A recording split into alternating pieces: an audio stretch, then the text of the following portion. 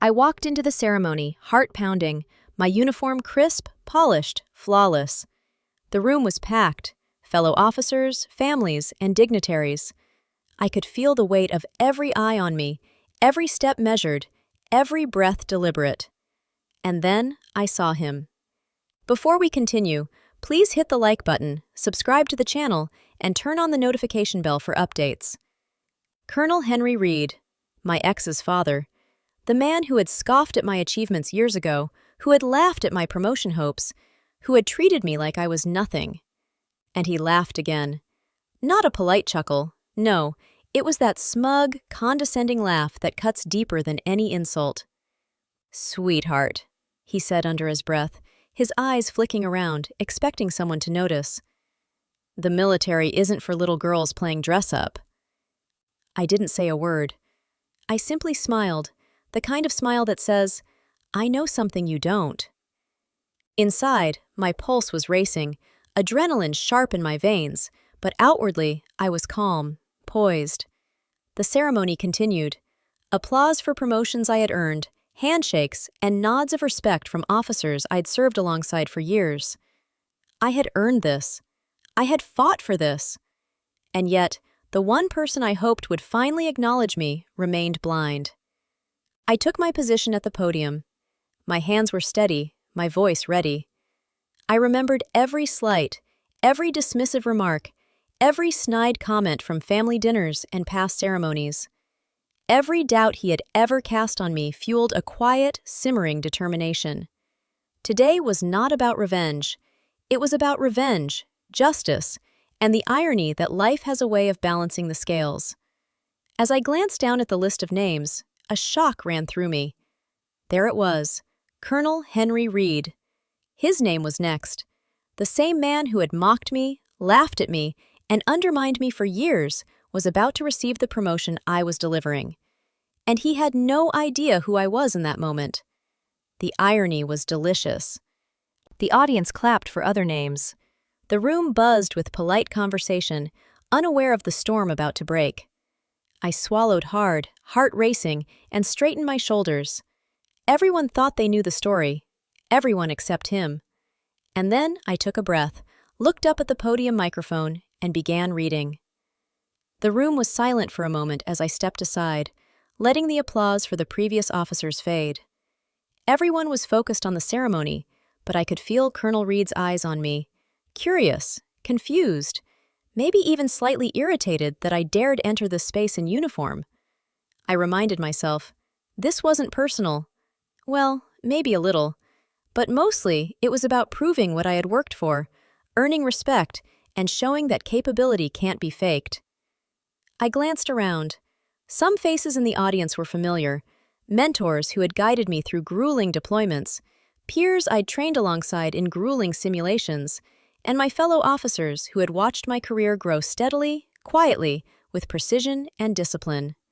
I had earned every nod, every handshake, every salute. But Reed?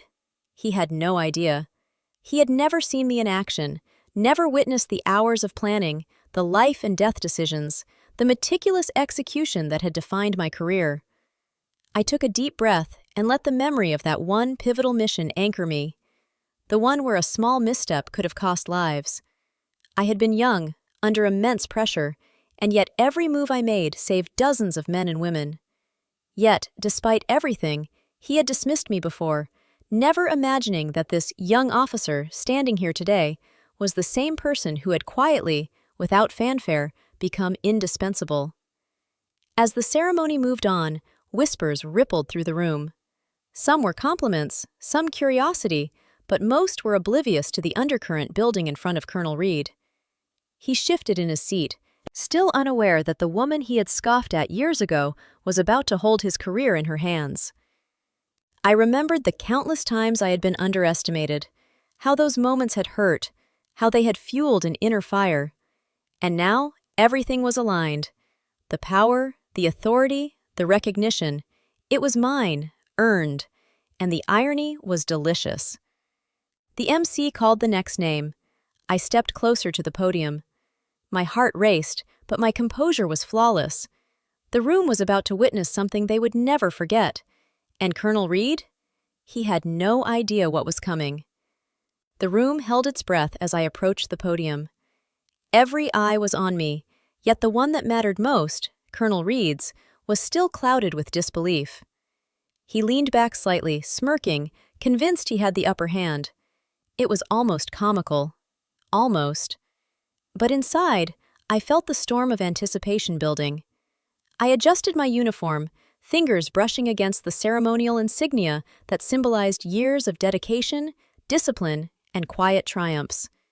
Each emblem told a story that Reed never bothered to see, a story of late nights, impossible missions, and decisions that had saved lives.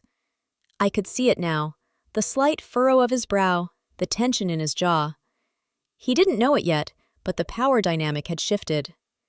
The MC's voice echoed through the hall, announcing the names of officers being recognized for their promotions.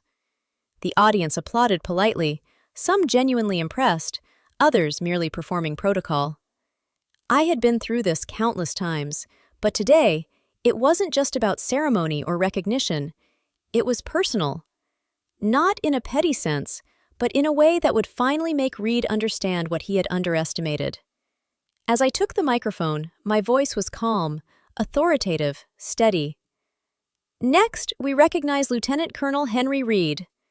I paused, letting the weight of the moment sink in. The audience leaned forward, a subtle ripple of curiosity running through them, and then, the moment of realization began. Reed's smirk faltered. He blinked. His eyes widened as the applause swelled, not for me, but for him, yet under my command. And that's when I knew he understood.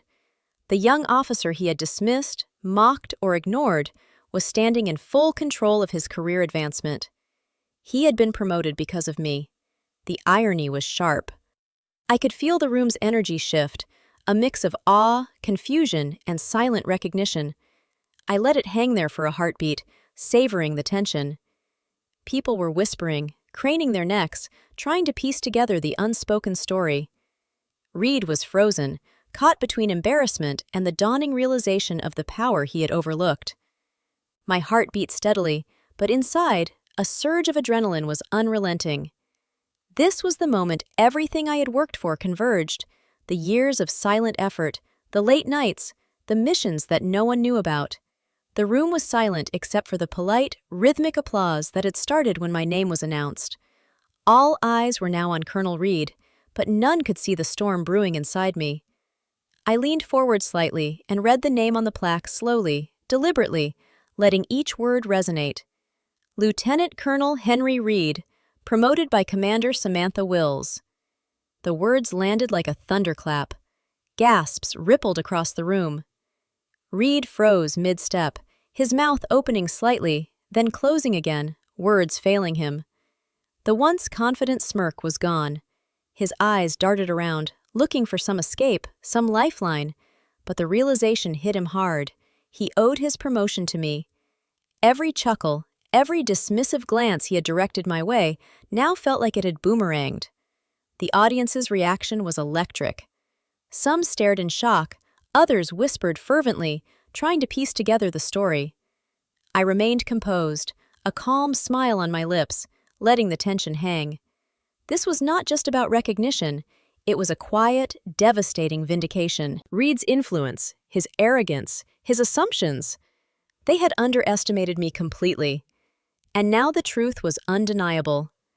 I glanced around the room and saw colleagues who had quietly supported me, now exchanging looks of acknowledgement. The power dynamics had shifted, silently but completely. Reed's attempts at control were gone. The table had turned, and it was irrevocable. And yet, there was more than just the personal victory. There was a lesson for everyone present. Never underestimate the quiet, the diligent, the ones who work behind the scenes.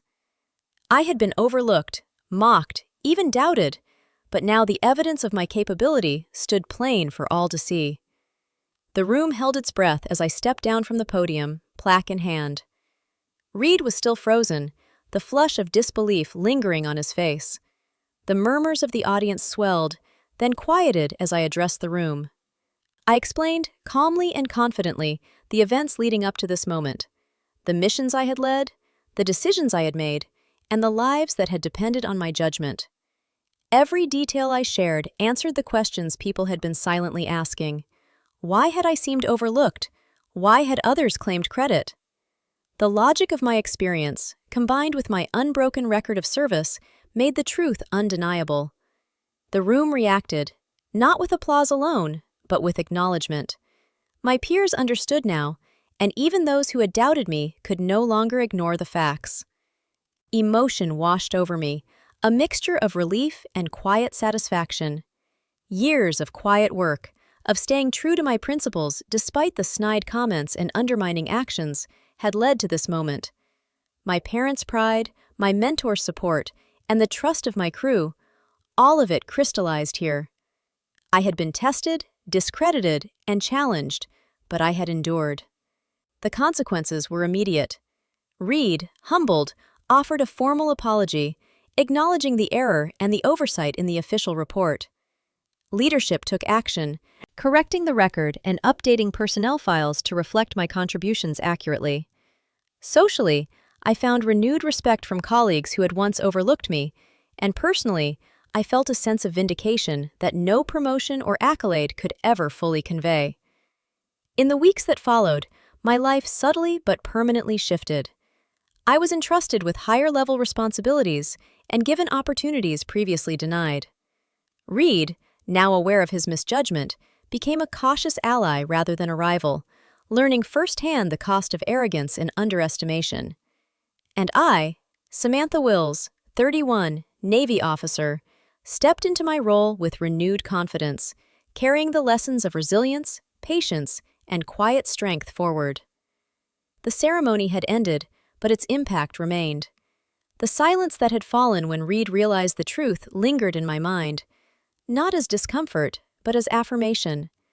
I had faced doubt, injustice, and skepticism, and emerged with my integrity intact. And in that victory, the entire room, including those who had laughed or ignored me, had witnessed the undeniable truth. Never underestimate the quiet ones, for they often hold the greatest power.